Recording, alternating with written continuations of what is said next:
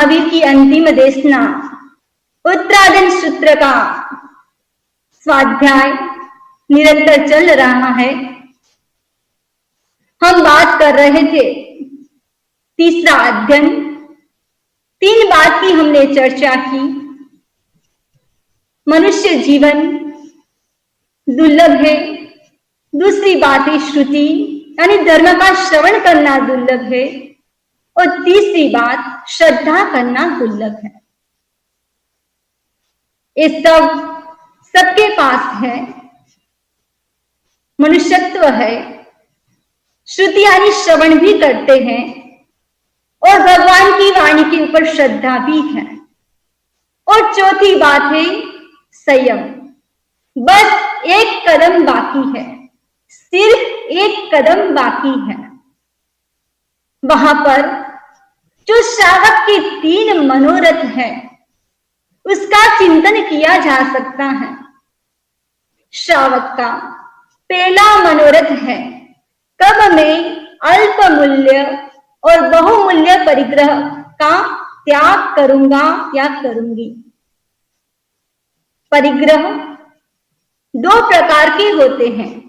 एक है बाह्य परिग्रह और दूसरा है आभ्यंतर परिग्रह। आचार्य श्री तुलसी ने अहिंसा से भी ज्यादा अपरिग्रह को महत्व दिया। आज हम देखते हैं कि विश्व में हिंसा बढ़ रही है। उसका मूल कारण क्या हो सकता है? क्या संग्रह वृद्धि, अमीरी और गरीबी की समस्या का वो कारण हो सकता है? यानी अर्जन के साथ विसर्जन होना चाहिए। व्यक्ति यदि खाना खाता ही रहे और विसर्जन न करे तो क्या होगा? आचार्य श्री तुलसी ने केरल की यात्रा के दौरान एक सूत्र दिया। व्यक्ति अर्जन के साथ क्या करे? विसर्जन करे। यानी बहता पानी निर्मला। हर वस्तु का संयम होना चाहिए। पानी का भी संयम। जितनी आवश्यकता है उतना तो ठीक है, जरूरी है, लेकिन अनावश्यक पानी का भी मिसयूज नहीं होना चाहिए। चाहे बर्तन धोते हैं, चाहे स्नान करो, चाहे कपड़े धो, यानी पानी का मिसयूज नहीं होना चाहिए, उसमें भी संयम। दूसरी बात है वस्त्रों का संयम। खास करके हमारी बहनें जब भी मार्केट में शॉपिंग करने के लिए जाती है, नई फैशन का कोई ड्रेस आ गया, नई साड़ी आ गई, तब उसको देखते ही बहन के मन में लेने की इच्छा हो जाती है।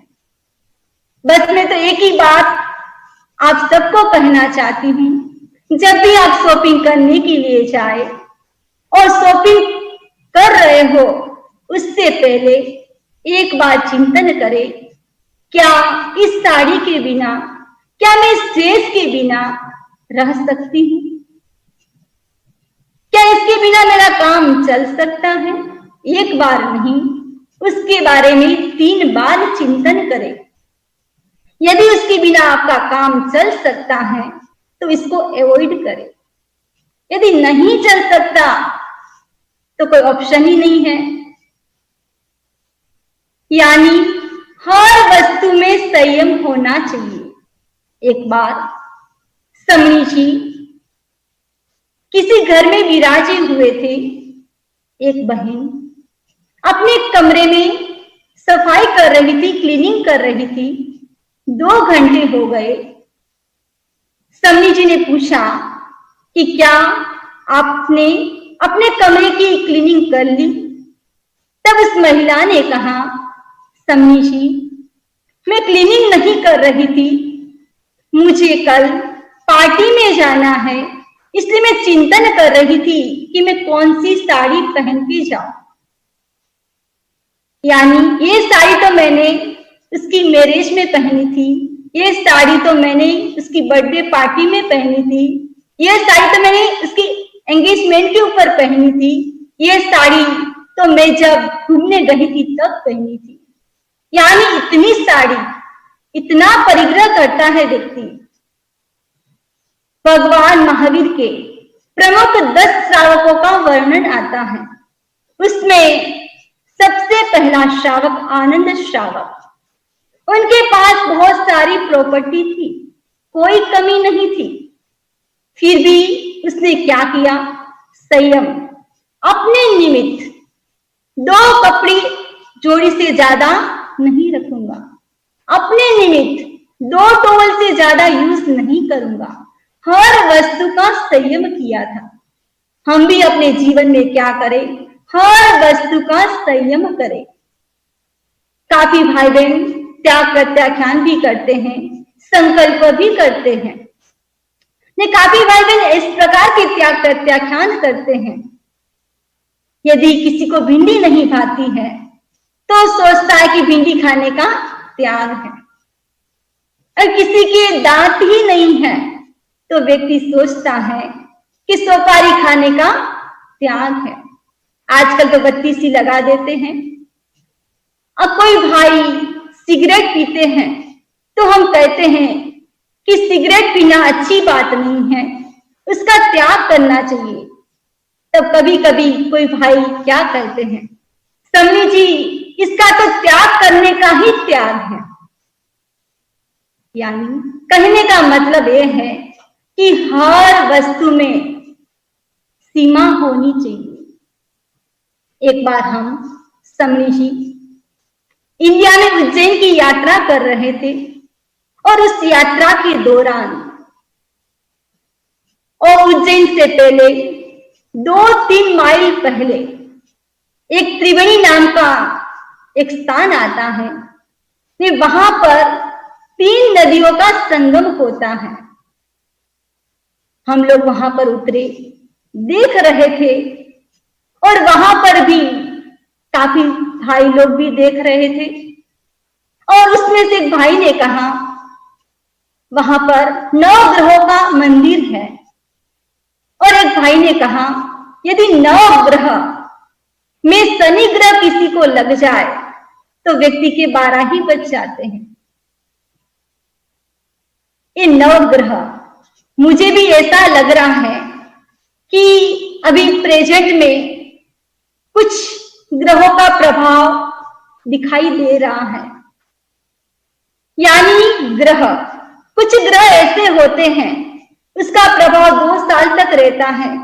कोई ग्रह ऐसे भी होते हैं जिसका प्रभाव 7.5 साल तक भी रहता है। लेकिन ये जो 9 ग्रह के बाद भी 10वां ग्रह कौन सा है, क्या आप सबको पता है? 10वें ग्रह का नाम क्या है? वह है परिग्रह। यानी व्यक्ति उसमें भी क्या करे? संयम। हर वस्तु का संयम होना चाहिए। 9 ग्रह शांति के लिए नमस्कार महामंत्र अपने आप में बेस्ट मंत्र है। नमस्कार महामंत्र का जप करने से 9 ग्रह शांत हो जाते हैं। नमो अर्हंताणम का उच्चारण करने से चंद्र और शुक्र ग्रह शांत हो जाते हैं। नमो सिद्धाणम का जप करने से सूर्य और मंगल ग्रह शांत हो जाते हैं। नमो आयर्याणम का उच्चारण करने से गुरु ग्रह शांत होता है। नमो उवज्जायनम का जप करने से बुध ग्रह शांत होता है। और नमो लोये सब्व साहुणम का जाप करने से शनि, राहु और केतु ग्रह शांत हो जाते हैं। यानी हर भाई बहन संकल्प करें, हम प्रतिदिन एक नवकार मंत्र की माला फेरेंगे। और श्रावक का दूसरा मनोरथ है, कब मैं ग्रस्त जीवन को छोड़कर मुनि जीवन को स्वीकार करूंगा। हम 2-3 साल पहले चेन्नई में थे, और चेन्नई में एक लड़की जिसने दीक्षा ली हुई थी, जो उनकी सिस्टर थी, उनके मन में भी दीक्षा के भाव जगे। और जैसे बहन के मन में दीक्षा के भाव जगे, और उनका जो ब्रदर था उनके मन में भी दीक्षा के भाव उत्पन्न हुए। गुरुदेव के सामने अर्ज रखी અને गुरुदेव ने दोनों को दीक्षा फरमा दी। अब पेरेंट्स सोच रहे हैं कि हम लोग घर में रह के क्या करेंगे। उनके मन में भी दीक्षा की उत्कृष्ट भावना। अब इतनी सारी प्रॉपर्टी, अब जब दीक्षा की भावना, तो सब प्रॉपर्टी का विसर्जन कर दिया और संयम जीवन अंगीकार कर लिया, यानी श्रावक का दूसरा मनोरथ पूर्ण किया। और श्रावक का तीसरा मनोरथ है कब में अपाश्चांतिक संलेखना, यानी मैं संधारा करूंगा, अंतिम समय में समाधि मरण को प्राप्त करूंगा। हर श्रावक और श्राविका को सोते समय 3 मनोरथ का चिंतन करना चाहिए। इसमें से एक भी पूर्ण हो सकता है कि तीनों ही मनोरथ पूर्ण हो जाए। मनुष्य जीवन मिला, श्रुति यानी श्रवण भी कर रहे हैं, श्रद्धा भी है, संयम में रुचि भी होते हुए भी जब व्यक्ति के जीवन में चारित्र मोहनीय कर्म का उदय होता है, तब तक व्यक्ति संयम जीवन अंगीकार नहीं कर पाता है। अनेक कोई पराक्रम करता है, संयम जीवन अंगीकार कर लेता है। 4 शब्द है, दूध, दही, मक्खन और घी। दूध यानी मनुष्यत्व, दूध में छाछ डालने से क्या बनता है? दही। दही मिस श्रुति यानी श्रवण, आत्मा का विकास हो रहा है और उसके बाद उसका विलोना करते हैं, तब क्या मिलता है? मक्खन यानी श्रद्धा। और उसको गर्म करने से क्या प्राप्त होता है? घी यानी संयम। संयम, शांतिनाथ का संयम बड़ा या भगवान महावीर का संयम बड़ा? शांतिनाथ भगवान ने कितनी पत्नियों को छोड़ा? दिगंबर परंपरा के अनुसार 96,000 पत्नियों को छोड़ा। भगवान महावीर ने सिर्फ एक पत्नी को छोड़ा, तो किसका संयम बड़ा? मूल बात है, जो साधक मूल को पकड़ता है, यानी आत्मा को पकड़ा, उसका संयम बड़ा। चाहे एक पत्नी को छोड़े, चाहे 2 पत्नियों को छोड़े। संयम यानी आत्मा की ओर अग्रसर होना। संयम यानी गुरु को स्वीकार करना। संयम, यदि पैर में पायल पहने और नाचे तो ऐसा लगता है कि मीरा नाच रही है, वैसे ही पैर में पायल पहनने के बाद कितनी खुशी का अनुभव होता है। यदि संयम जीवन में मन रमण कर गया तो ऐसा लगता है कि स्वर्गीय सुख का अनुभव कर रहे हैं। यानी संयम जीवन यानी संवर और निर्जरा, यानी जो कचरा रूम में आया है उसको बाहर निकालना। यानी निर्जरा यानी कचरा बाहर से अंदर नहीं आ सके, इसलिए दरवाजा को बंद करना, वो भी निर्जरा। यानी संयम जीवन यानी संवर और निर्जरा। अगले श्लोक में कहा है कि धर्म भी किसके पास ठहरता है? हर व्यक्ति के जीवन में धर्म नहीं ठहरता है। धर्म ठहरता है जो ऋजु होता है, जो सरल होता है, जो शुद्ध होता है, उसके जीवन में धर्म ठहरता है। यानी जो रुजु होता है वह व्यक्ति अहिंसा, संयम और तप की आराधना करता है, और अहिंसा, संयम और तप की आराधना करके निर्वाण को प्राप्त करता है। जैसे अग्नि है और अग्नि के अंदर घी डाला जाए तो उसकी लो ऊपर की ओर यानी ऊर्ध्वगामी होती है। वैसे ही व्यक्ति धर्म करके व्यक्ति अपने जीवन में निर्वाण को प्राप्त कर लेता है। यानी जीवन में धर्म का कितना महत्व है।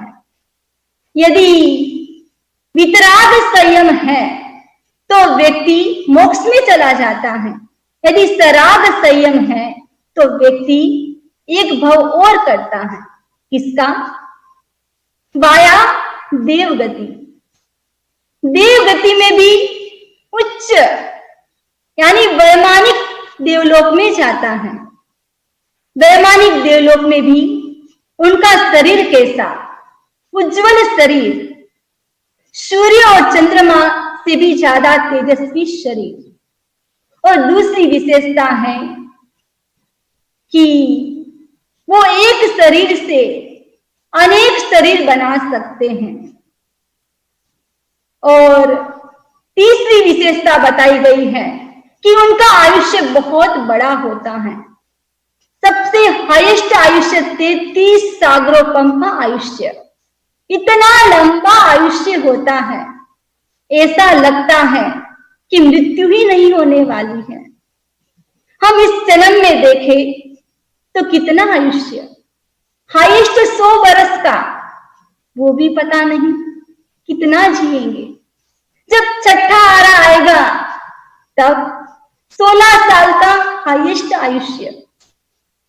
और देवलोक में भी जब नाटक चलते हैं, और नाटक भी कितने 10-10 हजार वर्ष तक एक नाटक चलता है। उतने में तो व्यक्ति इस मनुष्य लोक में 10-15 भव कर ले। इतने बड़े लंबे नाटक चलते हैं। और देवता लोग भक्ति भी कर सकते हैं, स्तुति भी कर सकते हैं। भक्ति करते हैं, समवसरण की रचना कर सकते हैं। और देवता भक्ति भी करते हैं। उसमें भी जो इंद्र, सब इंद्र भी भगवान की स्तुति नहीं कर सकते। कौन से इंद्र भगवान की स्तुति कर सकते हैं? उसमें भी जो देवलोक में बहुत बड़ी लाइब्रेरी होती है, और वहां पर भी व्यवसाय सभा होती है, वहां पर भी वांग्मय होते हैं। ने जो वांग्मय का पारायण करता है उसको पी लेता है, उस इंद्र के द्वारा भगवान की स्तुति की जाती है। इंद्र ने भी स्तुति की, भगवान की स्तुति। वो कौन सी पार्टी है? नमोत्थुणम। उसको कहा जाता है शक्र स्तुति, शक्रमिस इंद्र। यानी इंद्र के द्वारा भगवान की स्तुति की गई है। जब भगवान के 5 कल्याणक होते हैं तब भगवान की स्तुति इस पार्टी शक्र स्तुति से की जाती है। ने हम भगवान की स्तुति लोगस की पार्टी से करते हैं। कहने का तात्पर्य है कि देवता भक्ति कर सकते हैं और स्तुति भी कर सकते हैं, लेकिन देवता एक उपवास नहीं कर सकते, एक नवकाशी नहीं कर सकते, एक सामायिक नहीं कर सकते, क्योंकि अप्रत्याख्यानीय कर्म का उदय होता है।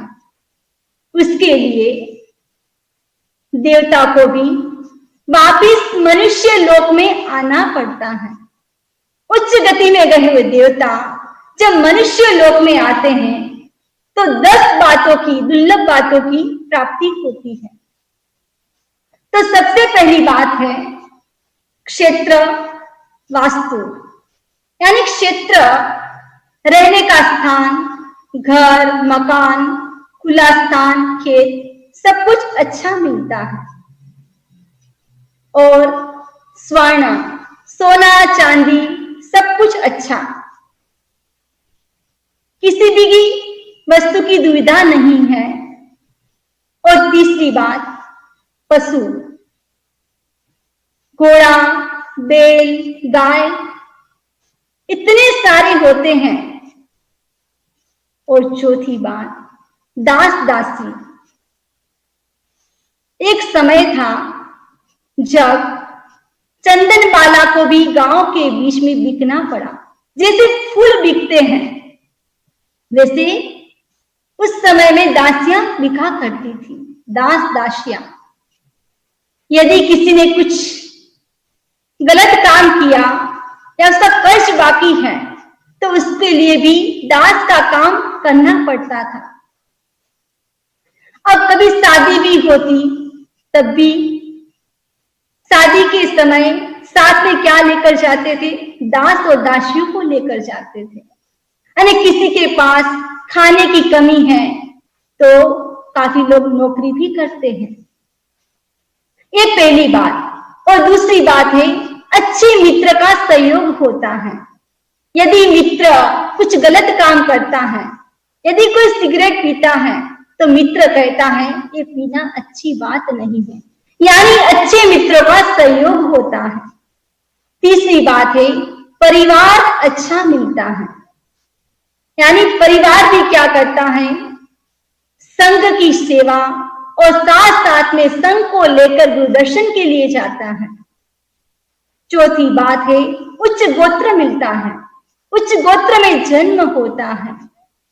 पांचवी बात है कि जो इस शरीर है वो सुंदर मिलता है। इसका मतलब हैंडसम और ब्यूटीफुल के साथ नहीं है, यानी जो ये शरीर में जो 5 इंद्रियां हैं वो सर्वांग सुंदर मिलती है। और छठी बात है निरोगी काया। यदि हमारा शरीर स्वस्थ नहीं है, यदि बुखार आ रहा है, एसिडिटी हो गई है, खांसी आती है, तो क्या व्यक्ति इतना धर्म ध्यान कर पाता है?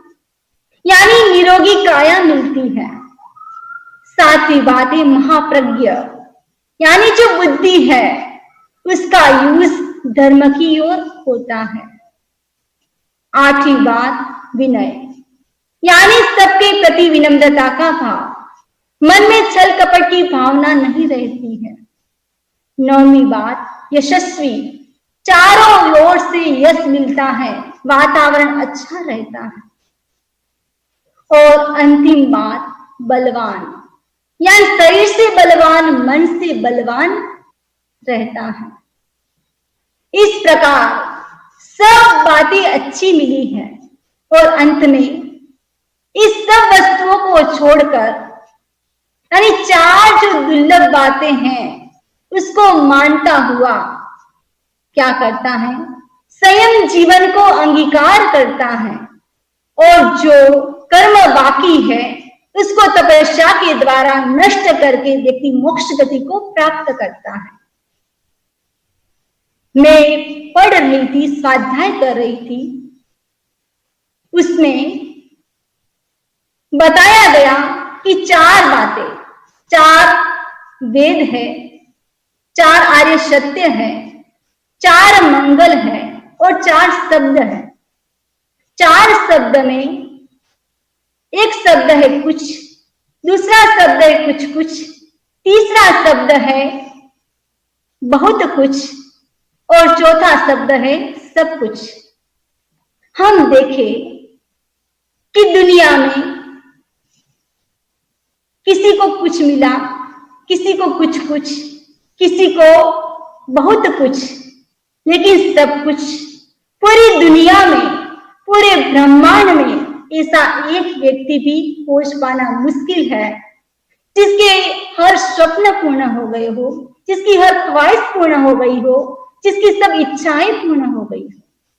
चाहे बड़े से बड़े धनवान व्यक्ति को देख ले, राजा को देख ले, चक्रवर्ती को देख ले, किसी को भी देख लो, एक चीज की कमी हर व्यक्ति के जीवन में रही है, यानी किसी को कुछ मिलता है, किसी को कुछ कुछ, और यदि नसीब साथ दे तो व्यक्ति को बहुत कुछ मिलता है, लेकिन सब कुछ सबको नहीं मिला है।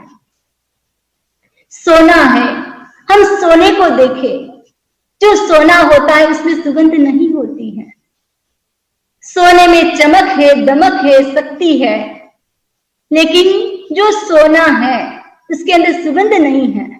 यदि सोने में गंध होती तो सोने में सुहागा ये मुहावरा नहीं बनता। हम समुद्र को देख ले, समुद्र कितना विशाल है, कितना गहरा है, उसके अंदर भी बहुमूल्य रत्न है, फिर भी समुद्र का पानी कैसा है? वो भी खारा है।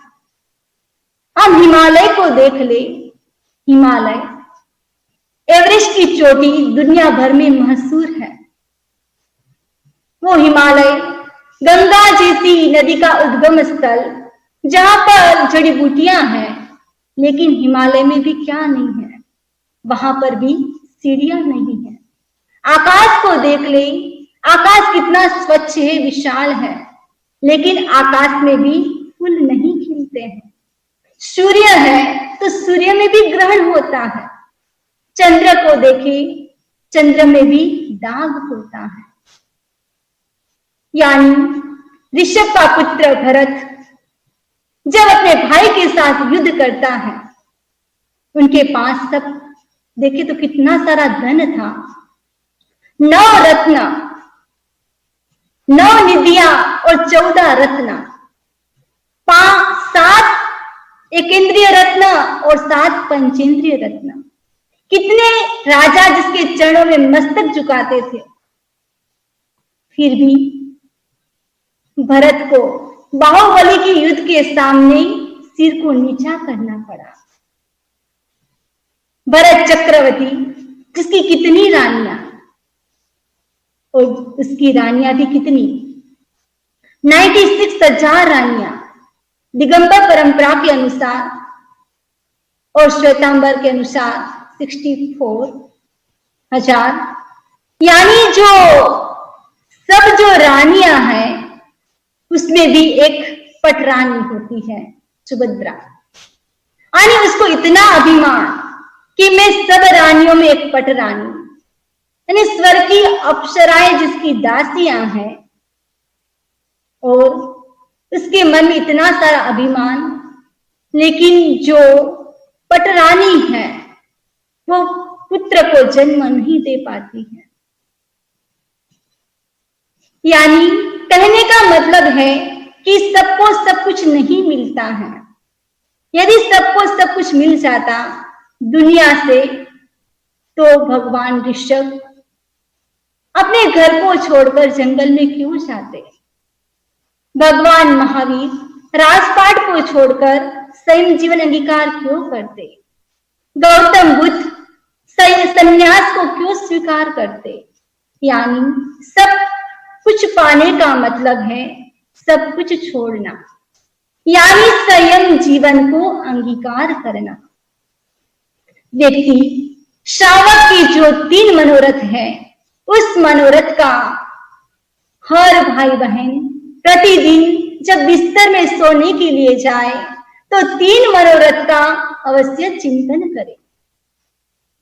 उसके बाद उत्तरादन सूत्र का 4था अध्ययन, जिसका नाम है असंस्कृत,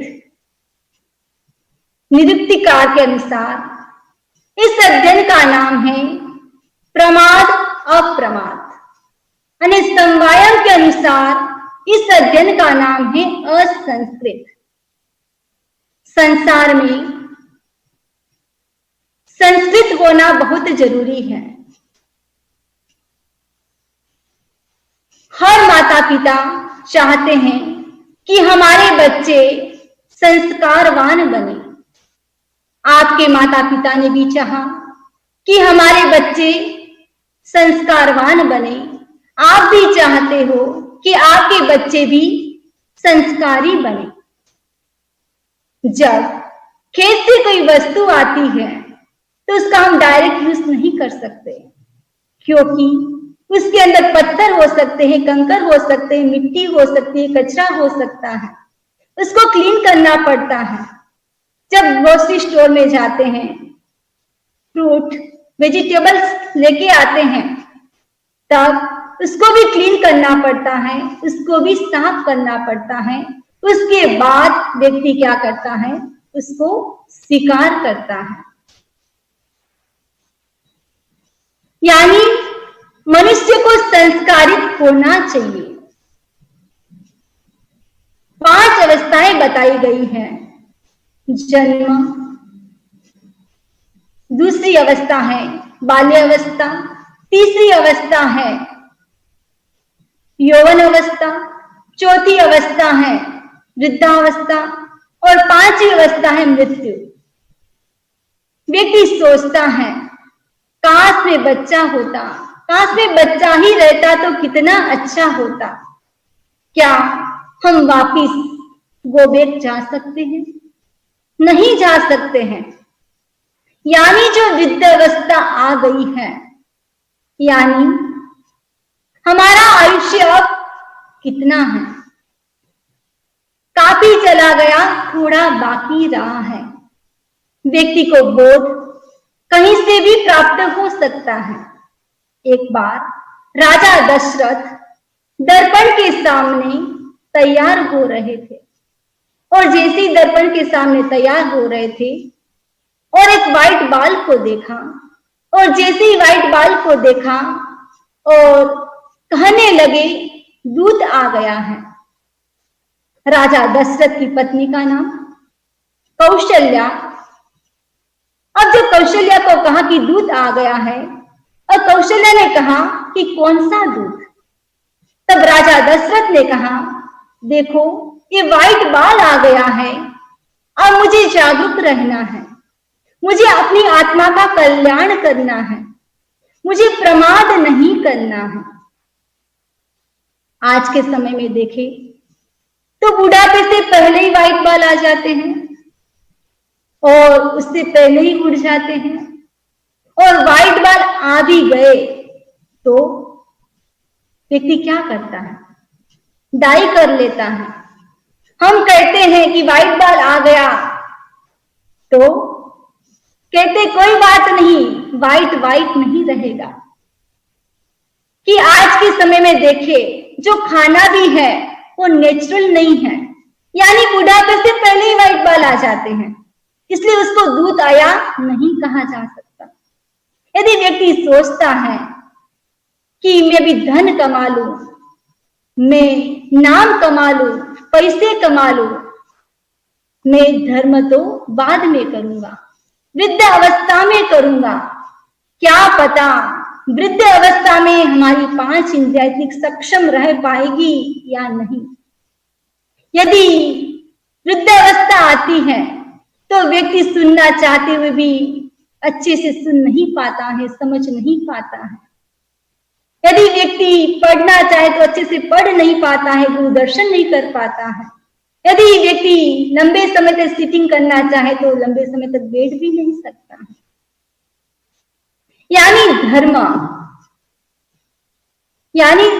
ऐसा नहीं कि वृद्धावस्था में करना चाहिए, यानी स्टार्टिंग से ही करना चाहिए। व्यक्ति को अप्रमत्त रहना चाहिए, हर समय अप्रमत्त, यानी जिंदगी के अंतिम समय तक, यानी हमारा मरण भी समाधि मरण हो, मोक्ष यानी शादी अंत है। लेकिन ये मनुष्य जीवन कैसा है? ये मनुष्य जीवन तो क्षण भंगुर है। ऐसा है मनुष्य जीवन। मनुष्य का जीवन देखे कि हमारी मृत्यु कब होगी वो अनिश्चित है, लेकिन हमारी मृत्यु होगी ये तो निश्चित है। यदि हमारी मृत्यु हो गई उसके बाद डॉक्टर भी कुछ नहीं कर सकता, यानी जो मेडिकल नॉलेज वाले भी कुछ भी नहीं कर सकते। यानी आयुष्य की डोर टूट गई, यानी इसको सांधा नहीं जा सकता। ये जीवन कैसा है? असंस्कृत है, उसको सांधा नहीं जा सकता। यानी यह मनुष्य जीवन मिला है वो बहुत दुर्लभ है। ये चिंतामणि रत्न के समान ये मनुष्य जीवन हमारा व्यर्थ नहीं जाना चाहिए। यदि हम दोनों हाथों में पानी लेते हैं, यदि दोनों हाथों में हमने पानी ले लिया और हाथ में से पानी ड्रॉप ड्रॉप नीचे गिर रहा है, तब इतना पता नहीं चलता है, लेकिन थोड़ा सा पानी रहा तब तो पता चलता ही है। यानी कहने का मतलब कि जब वृद्धावस्था आती है तब समझ जाना चाहिए कि हमारा आयुष्य बहुत कम बचा है, ये सत्य है, फैक्ट है। व्यक्ति को इसमें जागरूक हो जाना चाहिए। यदि व्यक्ति शिलान्यास करने के लिए जाता है, चाहे कोई शिविर अटेंड करता है, चाहे कोई कॉन्फ्रेंस अटेंड करता है, वहां पर व्यक्ति मरने के लिए तो नहीं जाता है। लेकिन इस जिंदगी का क्या भरोसा, कोई भरोसा नहीं है। कब आयुष्य की डोर टूट जाए, यानी आयुष्य की डोर टूट गई तो उसको हम लंबा नहीं सकते हैं। इस जीवन को साधा नहीं जा सकता है। ये जीवन कैसा है, असंस्कृत है।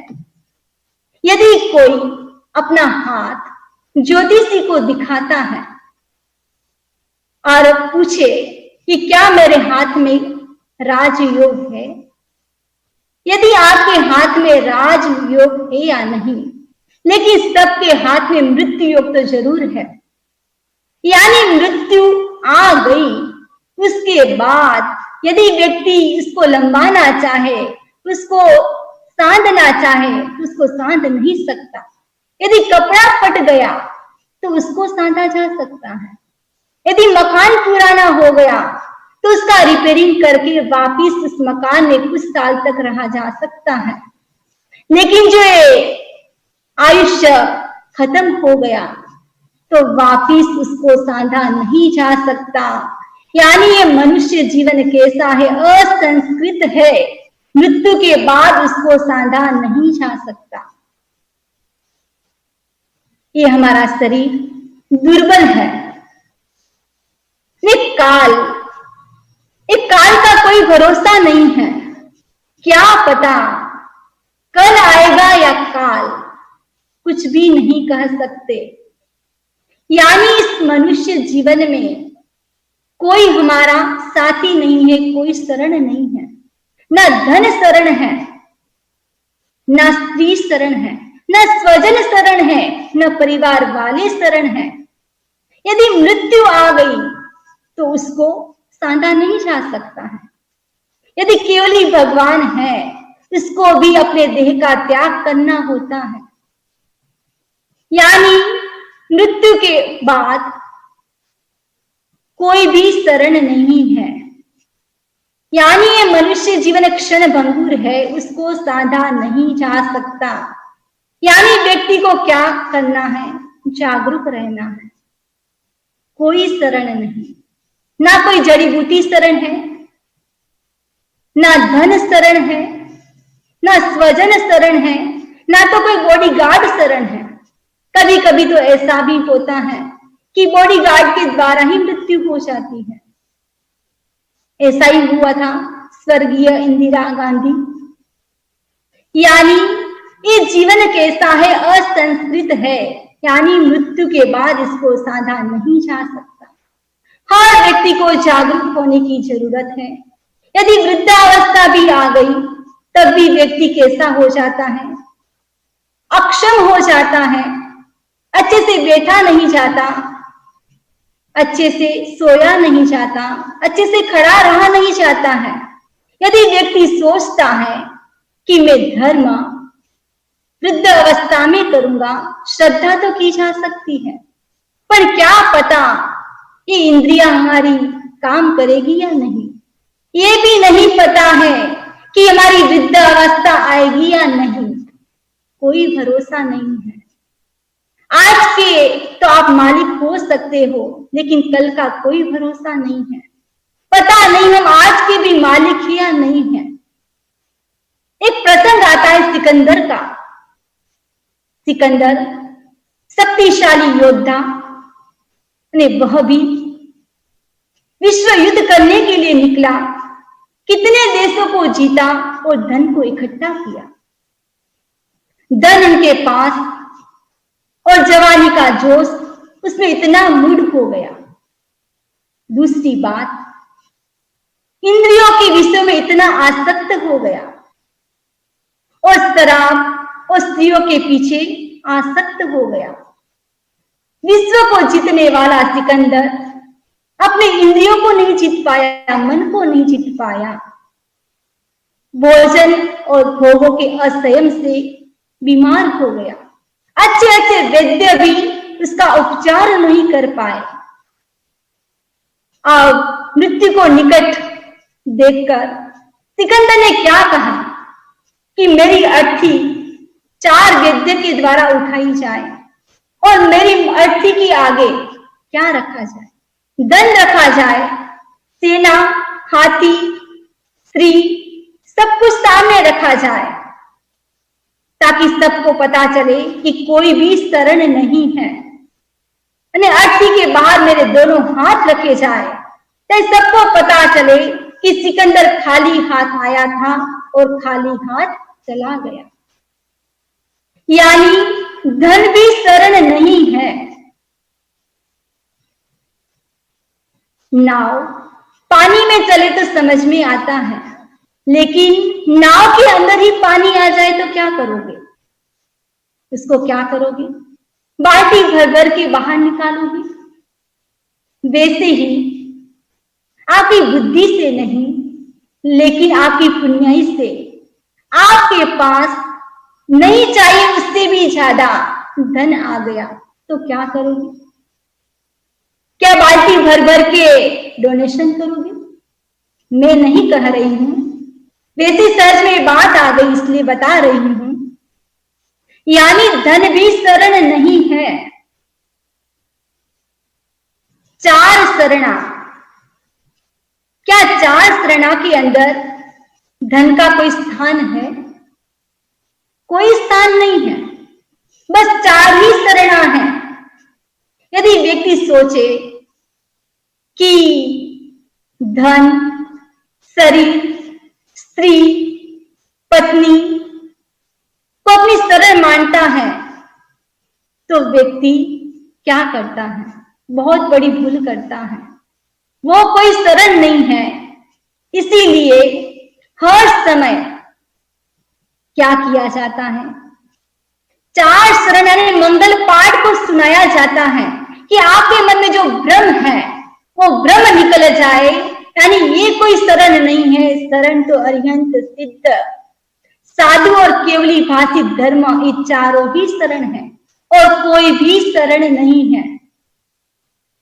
यानी व्यक्ति को अप्रमत्त होकर इस उत्तरायण सूत्र के 4वें अध्ययन में महापमाय यानी व्यक्ति प्रमाद नहीं करे। एक ऐसा भी अध्ययन आएगा, उसमें तो आएगा समयम गोयम महापमाय, इसमें तो कहा है महापमाय, प्रमाद मत करो। और 4वें अध्ययन की दूसरे श्लोक में बताया गया है, यदि व्यक्ति पापकारी प्रवृत्ति के द्वारा धन का अर्जन करता है तो वो धन भी कहां चला जाता है? वो भी धन चोरी में चला जाता है, बीमारी में चला जाता है, बुरे कार्यों में चला जाता है। यदि पुण्य से कमाया हुआ धन भी धर्म की ओर जाता है। यानी हम जो भी धन कमाए वो नीति से कमाना चाहिए। अनीति से कमाया हुआ धन भी व्यक्ति को कहां ले जाता है? नरक गति की ओर ले जाता है, अच्छी गति की ओर नहीं लेके जाता है। एक एग्जाम्पल आता है, यदि कोई चोर चोरी करता है, नहीं वो भी राजमहल में चोरी करता है, नहीं कुशल चोर, नहीं वो भी जब कोई छेद करता है तो वो भी कुशल कलाकार था। वो भी वो छेद भी कैसा करता है? एक लोटस के आकार का छेद। अब जैसे छेद किया, घर में जो मालिक थे उठ गए और छेद करने के बाद वो चोर अंदर की ओर मुंह करता है। अब जैसे मालिक उठ गए और मालिक क्या करते हैं? उसको अंदर से खींचते हैं और चोर के साथ जो उसका मित्र था उसको पता चल गया तो वो बाहर से खींच रहा है। एक व्यक्ति अंदर से खींच रहा है, एक व्यक्ति बाहर से खींच रहा है। यानी उसने जो छेद किया था वो भी इतना अलग प्रकार का छेद, यानी तीक्ष्ण छेद था। उसके कारण पूरा शरीर लूलुहान हो जाता है। नहीं, व्यक्ति की मृत्यु हो जाती है। यानी जो अनीति से कमाया हुआ धन भी व्यक्ति को दुर्गति की ओर ले जाता है, उससे भी व्यक्ति को दूर रहना चाहिए। यानी जो व्यक्ति कर्म करता है वैसा ही व्यक्ति उसका फल भोगता है। यदि व्यक्ति धर्म के प्रति मूर्छित हो जाता है तो वो धन न तो इस लोक में उसके लिए अच्छा है, न परलोक के लिए अच्छा है। उस व्यक्ति की दुर्गति होती है। यदि व्यक्ति सोचे कि मैं धन कमा रहा हूं, वो धन जो मैं कमाता हूं उसमें मेरे परिवार वाले भी संभागी बनेंगे, नहीं। यदि आपने जैसे कर्म किए हैं उसका फल तो आपको ही भुगतना पड़ेगा। उसका एक प्रसंग आता है वाल्मीकि, जो कैसा था, भयंकर डाकू, किसी का खून कर लिया तो उसके बाद वो हाथ भी नहीं धोता था। एक बार ऋषि को पकड़ लिया और जैसे ऋषि को पकड़ लिया, ऋषि ने कहा कि किसी को लूटना अच्छा नहीं है, ये पाप है, इसका फल तुमको भोगना पड़ेगा। तब वाल्मीकि ने कहा, इसका फल मैं अकेला नहीं भोगूंगा, मेरा परिवार साथ में भोगेगा। तब ऋषि ने कहा कि नहीं, जो करता है उसको ही भोगना पड़ता है। तब ऋषि ने कहा, जाओ तुम अपने परिवार वालों को पूछ के आ जाओ। तब वाल्मीकि ने कहा, जो डाकू था उसने कहा कि मैं पूछने जाऊं और तुम चले जाओगे। तब ऋषि ने कहा कि मैं नहीं जाऊंगा, तुम मुझे बांध के जाओ। ऋषि कभी झूठ नहीं बोलते।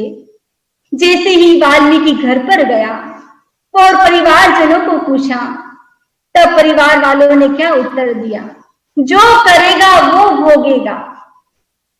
जब ये शब्द सुने तो वाल्मीकि क्या हो जाता है और संसार को छोड़कर ऋषि बन जाता है, बहुत बड़ा ऋषि। यानी कोई व्यक्ति अनीति से भी धन कमाता है तो उसका फल व्यक्ति को स्वयं भोगना पड़ता है, दूसरा कोई भी उसका फल नहीं भोग सकता है। यानी व्यक्ति कर्म करे तब उस कर्म करते समय भी व्यक्ति को ध्यान रखना चाहिए कि मुझे अच्छे कर्म करने हैं, मुझे बुरे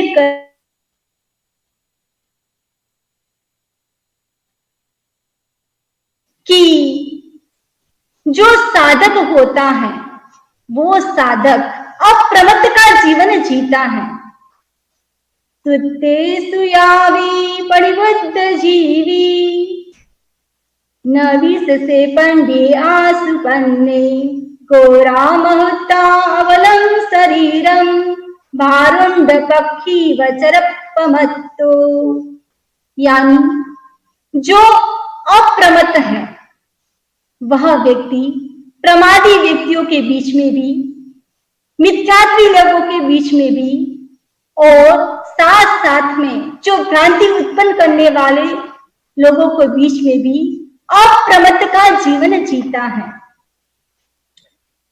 जैसे भारुंड पक्षी होता है, भारुंड पक्षी जिसके 2 मुख होते हैं, जिसके 3 पैर होते हैं, ने वो दोनों पक्षी, मूल एक पक्षी है लेकिन 2 मुंह है।